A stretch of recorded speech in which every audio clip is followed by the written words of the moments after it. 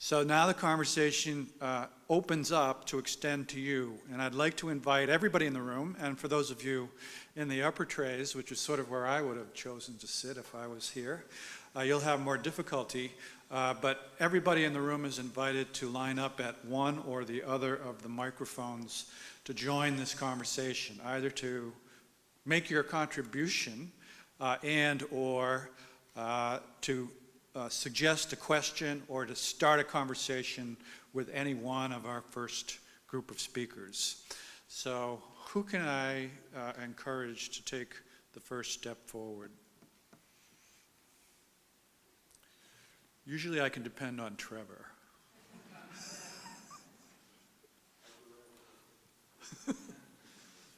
Yes. Hi. And for the record, if you would introduce yourself. My name's Andrew. Okay. So my question starts with something from Asim's presentation, which is the idea of underlying human values. So I loved all of the pictures of the dispersed and concentrated cities as separate, but then all of a sudden overlapping. Just the angle of the picture shows that. And I think that shows a value that we can see each other as profoundly different. I don't think we could have that stark contrast if the people in those towers couldn't look down there and see someone that they saw as not part of the same group as them. So it's obvious that there's values there.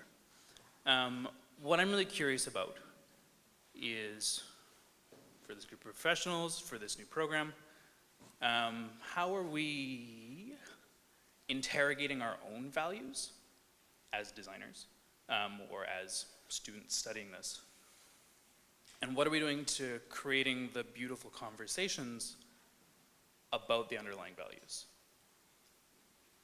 Thanks. Thank you. That's a great question. To get right to the answer, absolutely, and I found that in my practice also, is a lot of us who are designers, practitioners, urbanists, actually have implicit middle-class values that we bring to the city. And I see that most often when I take my students to Detroit for a walk, I take my students to Sao Paulo, even the Brazilian students who have never been to a favela, which are just incredible places. I mean, and I tell them, isn't this amazing? Basically, thousands of people have built a city within a city with nothing. And so on the one hand, absolutely integrating our own values, I think that's sometimes the hardest, but one of the most important things to do. But also what the values that we see in our cities. Taking the example informal settlements, not to romanticize or fetishize them, but these are incredible places of resourcefulness and innovation born out of sheer survival. What can we learn from them in terms of being resourceful, etc.?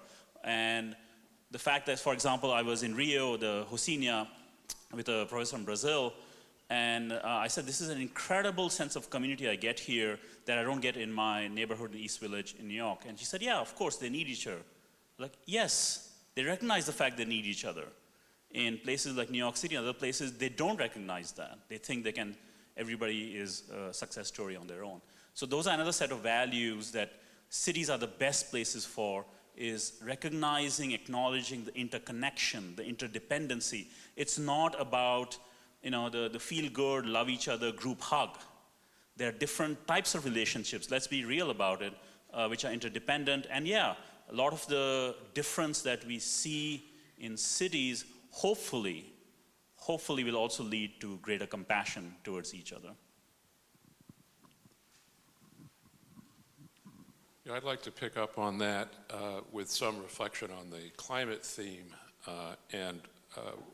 You know, values may prove to be infeasible under changing conditions. So values may have to change. Middle-class values may no longer be sustainable, but also middle-class solutions to problems may no longer be attainable.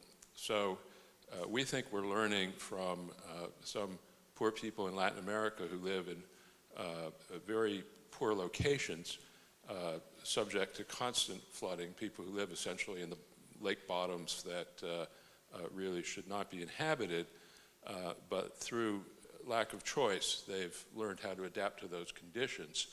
And by the same token, many of us in developed countries may learn that our ability to cope with some of the effects of climate change is going to require us to accept a certain amount of inconvenience on a periodic basis in order to continue to occupy the risky places that we've already established as some of our most important habitations. So I think south to north learning may be one of the new themes that our professions can be developing with real respect for the solutions that have been found in places where the choices have been fewer. I do find it exciting to be working at this time, challenging but still thrilling, but I've been cautioned by at least one colleague, Christina Hill at Berkeley, that to see this as sort of the greatest moment for planners is perhaps to be a little compassion deficit in terms of the amount of true suffering that we're going to see in many parts of the world as a result of unavoidable climate impact.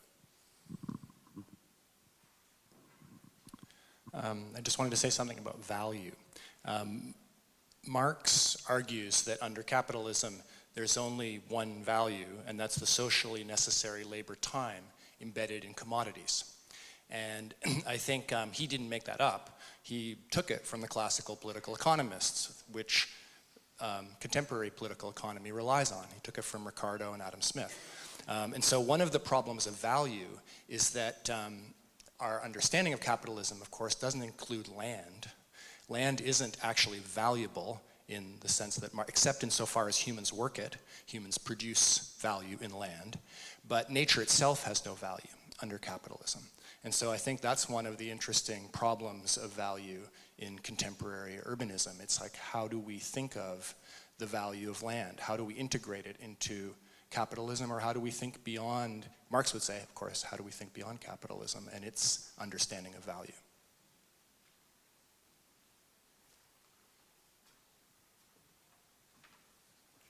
Thank you. Yes, sir. Hello, my name is Adam. I'm a planner, and I really resonates with me what you said about middle class values. And one of the middle class values I've noticed that I see in planning is the idea of stability. My parents, pension, pay off your mortgage. This idea of permanence. Perhaps when somebody goes to the global south and they see these favelas, they're like, how do you plan your life around such instability? But the reality is things are constantly changing. And if you look at, for example, the map up there, the biological map from the cell, we're looking at a two-dimensional static image, but in reality, things are constantly changing. How do we prepare residents and citizens to be, of the middle class, to be aware that there's going to be constantly change, and that change is going to be our new constant? Not that it has not been in the past, but it's going to be more and more of a challenge. For instance, if you look at that map, another representation of constant change would be perhaps if it was a GIF, and you could see roads and flooding constantly impermanent and changing. So, yeah, how do you help people understand that nothing is really permanent?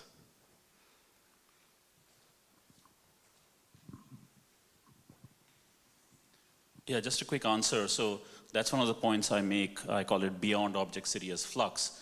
One of the challenges is that you're right, things have been in flux for a long time, even for the middle class. More and more, the middle class views their houses as commodities. They're very concerned about property values, when they sell, how they make profit, etc.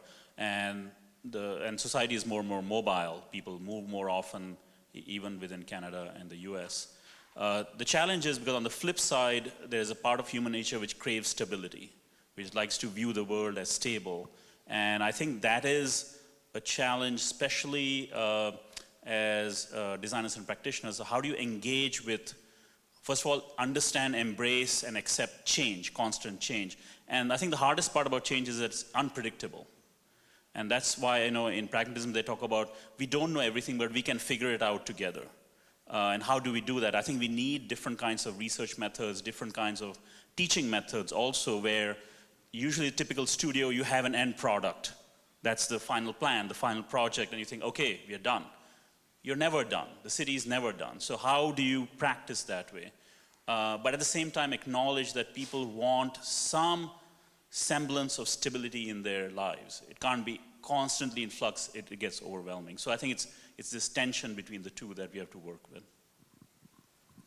And I just want to say that I think that's why I actually think people are, even like sort of the middle class that wants the stability, I think actually people are extremely resilient. And I think that you have to make a distinction between the ability, you have to introduce the element of time. I think a lot of this has to do with the rapidity, the speed with which you want people to adapt and to change. And I think part of the current crisis is that I think that there's a feeling that, on the one hand, climate change seems like this thing that has such long time horizons, we don't have to worry about it. And on the other hand, a series of recent events are now making us feel like, well, it really is at the doorstep. And I think even in the conservative suburbs, change is possible, but I think we have to be really sensitive as designers and as policymakers about the speed of change and understand different communities' ability to respond to change at different speeds. Let's go. Okay, yeah. And then we'll switch. Hi. Yeah, one of the examples that I showed in my presentation, it was about the studio that we did in Belgium. But why we choose to present it here, because of that, the planning that usually we do is we always find the end product. So it was basically more like giving the strategic intervention. And it's not like giving everything you need right at this moment, because things are changing. So give a basic structure and to really see how this scenario works and their possibility to really work the people's needs. So that's one of the examples in the studios that we have, without ending the end project, but it's the starting of, or the beginning of the intervention. Thank you. I think we'll go to David for your question, and then to Trevor after that. Hi, thanks. I enjoyed the talks today. I had a comment that I wanted to address to one of you specifically. It was actually Michael. And then I was hoping that another couple of you or others would be able to reflect on that as well. And it's about this very thought-provoking notion of the grand unified theory of urban design. Really sparked my attention. I was hoping you could just spend a couple of minutes expanding on that a little bit, and how sufficiently vague, for example, that would need to be universally applicable to all cities and cultures. And then I hoped I could hear maybe from Dawn and perhaps Adrian about how such a grand unified theory would be relevant to Surrey, close to home here, and maybe Shenzhen, so far away and so different. You were asking the framework of urban design that I was talking about, is that right? The grand unified the theory. grand unified urban theory, design. yeah, right. Well, that.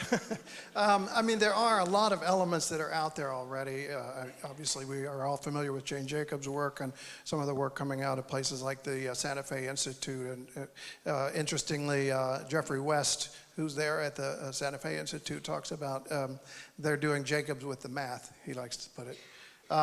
So there are a lot of pieces that are there that I think we can pull together, and I think what we need to do is put them into, as Asim was saying, a kind of working, pragmatic approach to urban design that gives us some of the framework parameters that will allow this self-organization to occur that I was talking about, that really harnesses the capacity that cities have, the great capacity that we see in informal settlements and we see in many places in the world that we're not getting with the sort of command and control approaches, the older models that are incredibly resource intensive and incredibly destructive of our ecologies and depleting of our resources. And Michael, can I interject a question? Can you think of a zoning code that does that allows things to self-organize? Can you give us one American or Canadian example of a zoning code?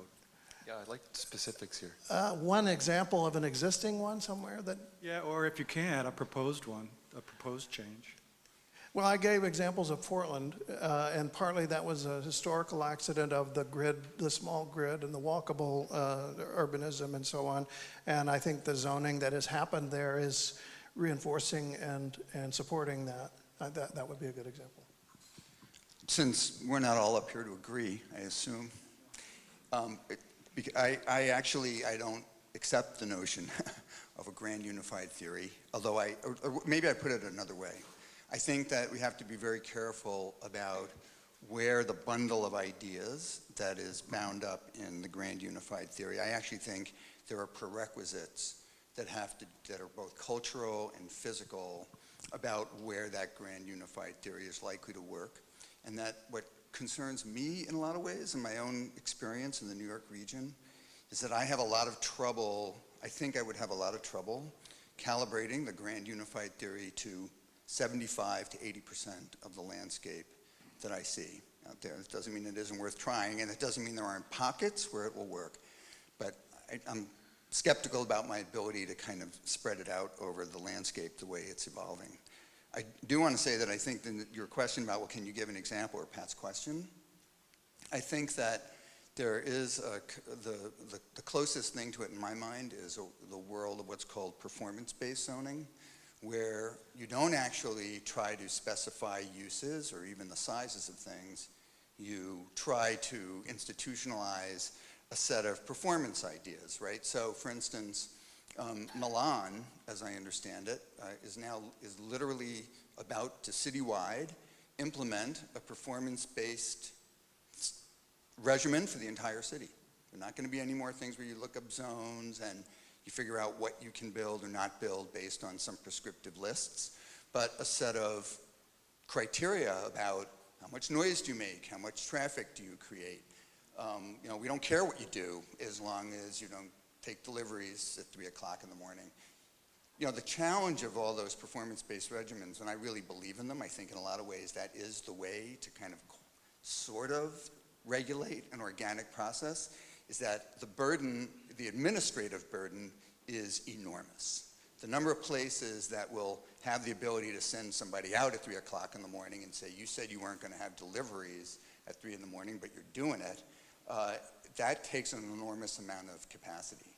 And so I love the idea of it, of a kind of a performance-based and organic land use regulation regimen. But there are some experiments, but I think they tend to be at the city scale and the district scale, not necessarily at kind of the regional scale. Sorry, just to jump in, I actually like your idea that we don't all have to agree, but I actually agree with both Michael and Rob. So with Michael, obviously, I do believe theory is it how we think about cities, absolutely, especially if we're in a university setting. This is the place to do profound thinking. I get it, there's a rush to solutions, we are desperate for answers, but I'm just like, chill a little bit, just think a little bit before, there's thousands of people out there rushing to solutions every day and doing all kinds of things, a lot of them screwing them up. So, and obviously I'm also a big admirer of Kevin Lynch. I would highly recommend it for the students. If there's one book to read on theory of urban design, it's Good City Form. Read it and reread it. But where I agree with Rob, I am also very skeptical of a grand unified theory of urban design. And what Rob said, I'll add to it. 2 statistics, very important. 84% of the world's population lives in Africa, Asia, and Latin America. 7.1 billion people, out of which 84%. Second statistic, 97 out of the 100 world's fastest growing cities are also in Latin America, Africa, and Asia. Theories come out of specific places. Theorizing from New York, Toronto, Vancouver, London to the rest of the world, I think is kind of dangerous. And so we have to also be very nuanced about when we say universal something, I'm always very cautious. So I think there's room for multiple theories that can be tested through practice. Coming back to your solutions thing, like performance zoning, there's form-based codes, there's a bunch of things like, we don't have to be for and against things. Let's try things out very thoughtfully, work with communities rather than on communities, etc. That's a good explication of your theory, and I'm glad we got there. And I'm going to be a little aggressive about making sure that not all 8 of you answer every question, because I've been to forums where that happens, and I hate that too. And it's much better to have people in the group to converse. So Trevor, it's your turn. I'd like to thank you all for coming. A few better ways to spend a rainy afternoon than to hear about cities. I'd like to scare out a kind of implicit idea today that needs talking about, but it may be hard, but I'll try. I think it was triggered by Asim's reflections on American pragmatism as a kind of potential philosophical basis for urban design. It's very, very interesting. Those of us who went through the theory wars of architecture schools of the 80s and 90s, I can tell you, you could not give away American pragmatism.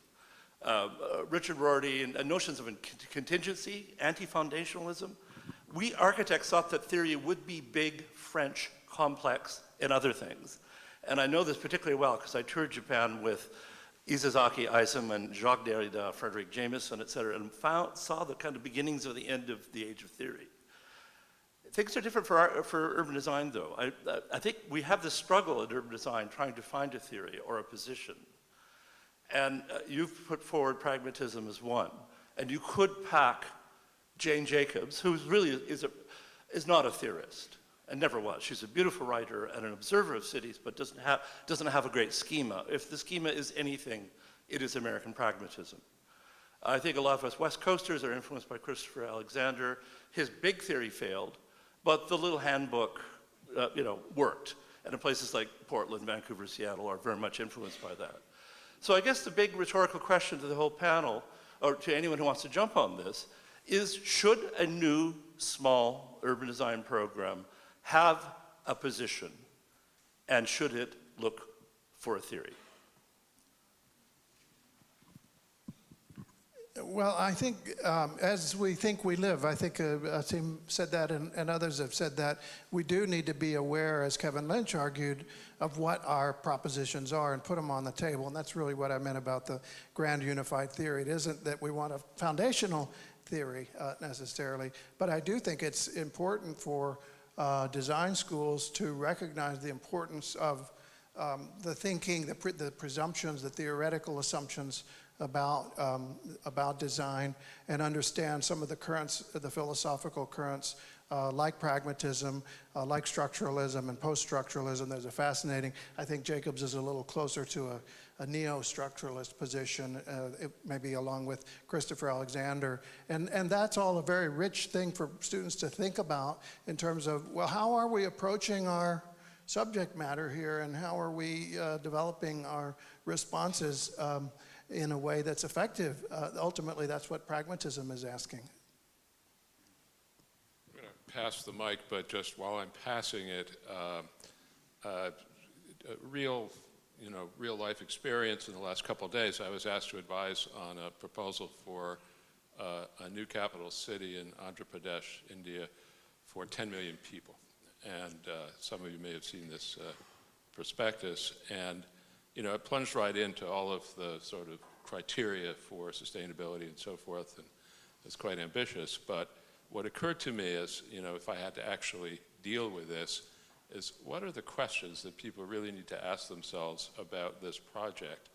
And I think perhaps rather than a grand theory or theory, what a new urban design program needs is a set of questions that it's exploring. And I think there's at least a minority on this panel that probably is sympathetic to that. I also think theory is very important, and I'm happy that somehow pragmatism and post-structuralism seem to have met each other through Deleuze's interest in William James and Whitehead, and I think there's an interesting there isn't as much a divide anymore between American pragmatism and French thinking. And I guess for me, I think Marx also is a very important theoretical Marxian thinking is very important for a kind of critical analysis of the economy and cities. And certainly the rise of Henri Lefebvre as an important urban theorist in the last decade is a kind of testimony to that as one of the most interesting French interpreters of Marxian thinking in relation to space and cities. And so I think if you look at the study is not so much of urban design, but of urbanization, the kind of critical object that urban designers need to work within. Those theories are heavily influenced by a critical Lefebvrean approach to the subject matter. And people like Neil Brenner and of course David Harvey and the late Neil Smith all mobilize that kind of thinking, which I think is very important. I'm partly going to answer the question that was asked before Trevor stood up, since it was directed to me. but maybe also Trevor's. I think, as kind of the only government person here, somebody that's actually involved day to day in the structuring of a real community on the ground and dealing with all of the complexities of communities, of different people's ideas about what is normative, what is good, good neighborhood form, good city form. I think the one thing that I would say is, I guess maybe it's maybe not a theory as much as a foundational principle for me would be connection.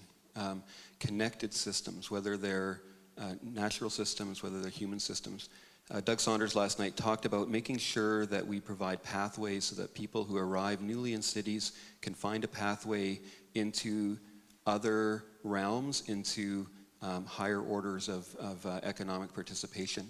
And to me, open communities. And Mari, I think in your talk, you talked about the tendency towards enclave.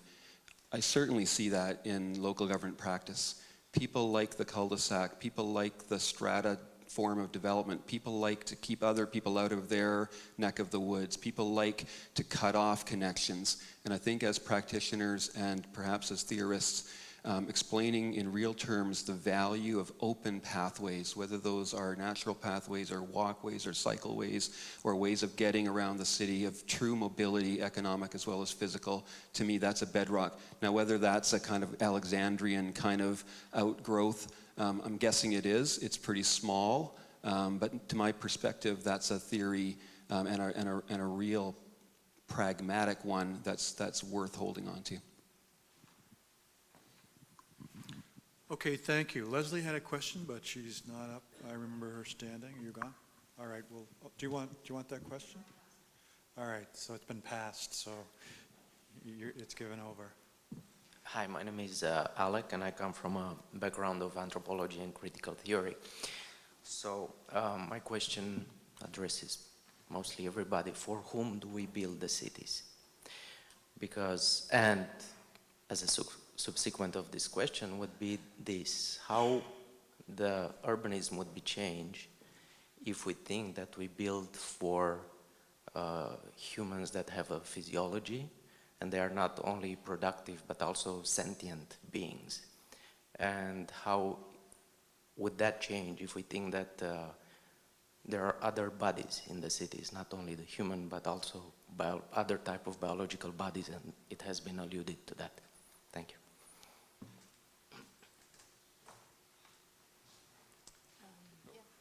Well, just the simplest thing, of course, is that if we're not actively engaging some of those bodies in doing the planning, we're not going to likely be very successful at building a city that is for its inhabitants.